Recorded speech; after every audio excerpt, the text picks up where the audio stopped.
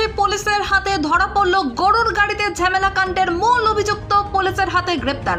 গত কয়েকদিন আগে দুর্গাপুরের কোকোবেন থানার অন্তর্গত গ্যামেন ব্রিজ সংলগ্ন ডিপিএল কলোনি এলাকায় সংখ্যালঘু সম্প্রদায়ের লোকেরা বাঁকুড়ার হাট আশুরিয়া থেকে গাড়িতে করে গরু নিয়ে দুর্গাপুরের জেমুয়ায় আসার সময় বিজেপি যুবনেতা পারিজাত গঙ্গোপাধ্যায়ের নেতৃত্বে বেশ কয়েকজন বিজেপি কর্মীরা সেই গাড়ি আটকে দেয় এবং গাড়ির সঙ্গে থাকা লোকজনদের ব্যাপক মারধর করে এবং তাদের কান ধরে উঠবোস করানো হয়।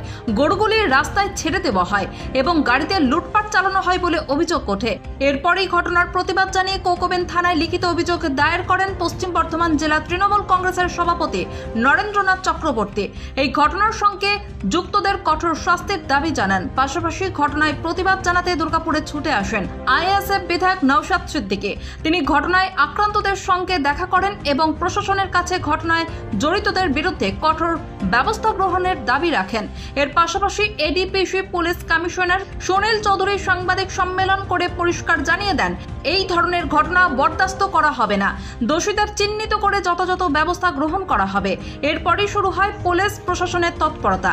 আসানসোল দুর্গাপুর পুলিশের ডিসি পূর্ব, এসিপি দুর্গাপুর, সিআইএ সহ কোকোবেন, দুর্গাপুর, নিউ টাউনশিপ থানার আধিকারিকরা প্রত্যেকেই ঘটনার দিকে 24 ঘন্টা নজর রেখে চলেছিলেন।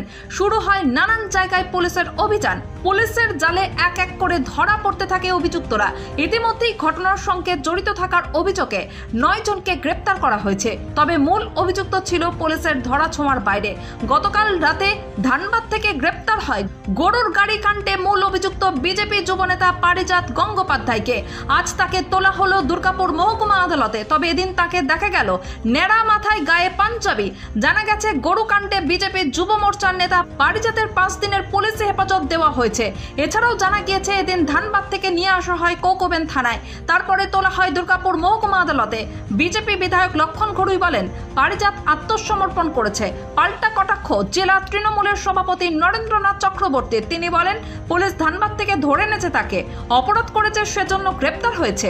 আদালতে বিচার হবে। ও যা অন্যায় করেছে দুর্গাপুরের মানুষ ক্ষমা করবে না। এদিন নাম না করে বিধায়ক লক্ষণ ঘড়ুইকে কটাক্ষ করেন। জানেন 31 তারিখে ঘটনা ঘটার পর থেকে আর পুলিশ যেভাবে সারা দুর্গাপুর তাণ্ডব চালিয়েছে, শুধু বিজেপি করার অপরাধে কর্মীদের হেনস্থা করছে, বাড়ি বাড়ি আক্রমণ করছে। এবং আমি গতকালও বলেছি, আমরা পুলিশকে বলে কোনো লাভ হয়নি, কারণ পুলিশ তৃণমূলের প্রেসারে আছে। তৃণমূল চাইছে এই সময় দুর্গাপুর বিজেপি ধ্বংস করে দিতে, সামান্য ইস্যু কেন্দ্র করে এমন যেন করছে দুর্গাপুরের পুলিশ। মনে হচ্ছে যেন উগ্রপন্থী ওর বাদ থেকে আইএস ঢুকে গেছে এখানে, যেন আইএস এর ঢুকে যায়, যেন উগ্রপন্থী ঢুকে যায়, যেন কলকাতার বুকে লুকিয়ে থাকে, তখন খুঁজে পায় না পুলিশ। পুলিশ এমন তাণ্ডব চালাচ্ছিল যে বিরাট বড় কিছু দেশের ক্ষতি করে দিয়েছে, বাংলার ক্ষতি করে দিয়েছে। তো পুলিশ অতি সক্রিয় ছিল। একটাই কারণ ছিল যে দুর্গাপুরে বলে আগে বলেছি আমি, 19, 21 এবং 24 3বার যে বারবার পরাজয়, সেই পরাজয় গালের ঘানি থেকে 3 বছর 5 বছর ভোট করেনি, ভয়ে ভোট করছে না। 26-এ ভোট আছে। এখন যে কোনোভাবে কালিমালিপ্ত করে, যে কোনোভাবে আক্রমণ করে, পুলিশ দিয়ে হেনস্থা করে, গাঁজা কেস, আফিং কেস দিয়ে পরে বিজেপি আক্রান্ত ঢুকিয়ে দেওয়া, এটা হচ্ছে চক্রান্ত। তাই আমরা স্যান্ডা করেছে। আর একটা মনে হয় এখান থেকে পরিষ্কার হয়ে গেল যে বাংলার পুলিশ যে অপদার্থ, বাংলার সিআইডি যে অপদার্থ, এটা প্রমাণ হয়ে গেল। আজকে পারিস গাঙ্গুলি ধরতে পারলো না, তারা স্যান্ডা করেছে। তার মানে কি পুলিশের ভূমিকা কোথায়?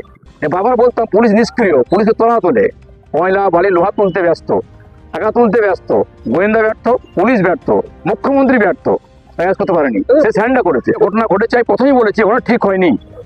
কিন্তু পুলিশ যেভাবে শুরু করেছিল বিজেপিকে আক্রমণ, বিজেপিকে অ্যারেস্ট, রাত্রি 2:30টার সময় ভাবতে পারেন একজন মহিলার বাড়িতে রাত্রি 2:30টার সময় 100 পুলিশ গেছে, চুরি করেছে, ডাকাতি করেছে।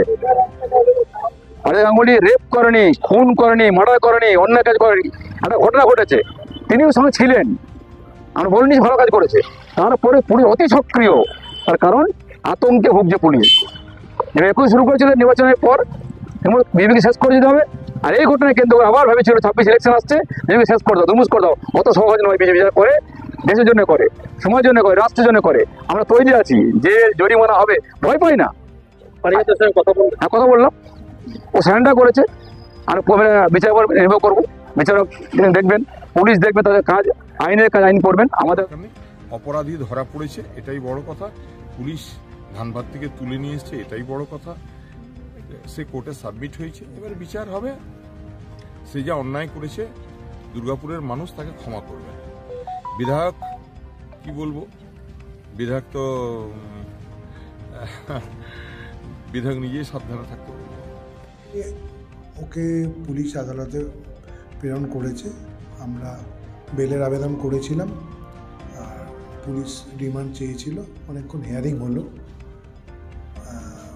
আমাদের বেল প্রেয়ারটা আজকের মতো রিজেক্ট হয়েছে, জামিন দেননি আর 5 দিনের জন্য পুলিশ রিমান্ড দিয়েছেন। স্পেসিফিক কেস মানে একটা কেস, তার মধ্যে অনেক ধারা আছে। মূলত ধারার তো সেকশন বললে ওইভাবে বুঝবেন।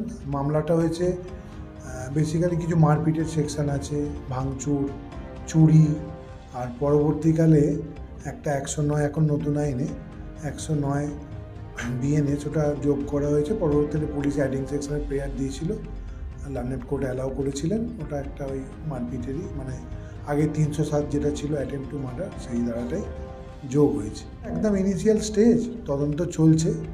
এবার আজকে প্রায় দীর্ঘ শুনানি হয়। আমরা কিছু টেকনিক্যাল গ্রাউন্ডে পুলিশের ভুল ত্রুটি আদালতের কাছে তুলে ধরি। যাই হোক, খুব ইনিশিয়াল স্টেজ। এখন কোর্ট মনে করেছেন ইনভেস্টিগেশনের স্বার্থে ওকে পুলিশ রিমান্ড দেওয়ার প্রয়োজন আছে, সেই জন্য এসিএম দুর্গাপুর সাহেব পুলিশ রিমান্ডের প্রেয়ারটা 5 দিন অ্যালাউ করেছেন। আরও বেশি চেয়েছিল পুলিশ, উনি 5 দিনের জন্য অ্যালাউ করে পুনরায় 17 তারিখে আদালতে প্রেরণ করার জন্য আদেশ দিয়েছেন।